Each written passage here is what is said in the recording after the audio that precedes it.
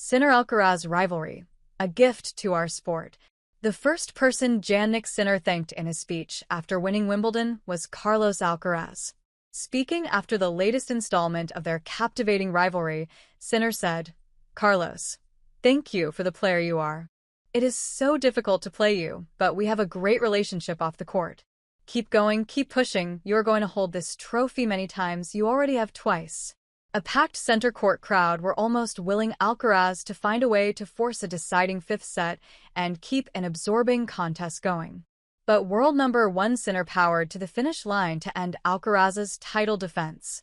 It was their first meeting in a Wimbledon final. It is unlikely to be their last. Sinner is the first player to beat Alcaraz in a Grand Slam final. Alcaraz was the first to beat Sinner. The pair have now won the past 7 Grand Slam titles, with Sinner taking 4.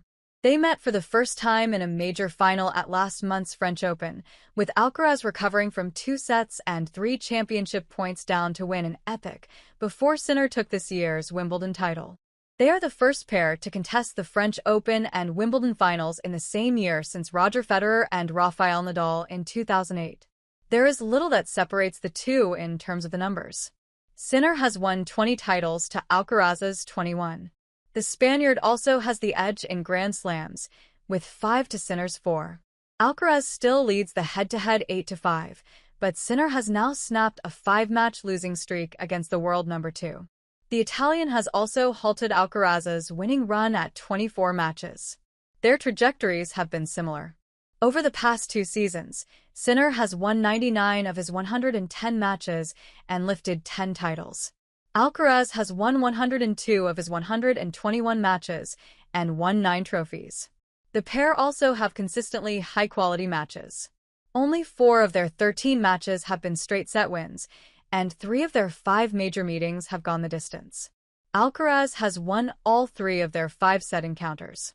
The first came at the 2022 U.S. Open, an epic quarterfinal that lasted 5 hours and 15 minutes and finished at almost 3 a.m.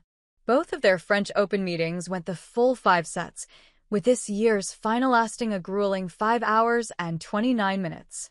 I keep looking up to Carlos, Sinner on Alcaraz.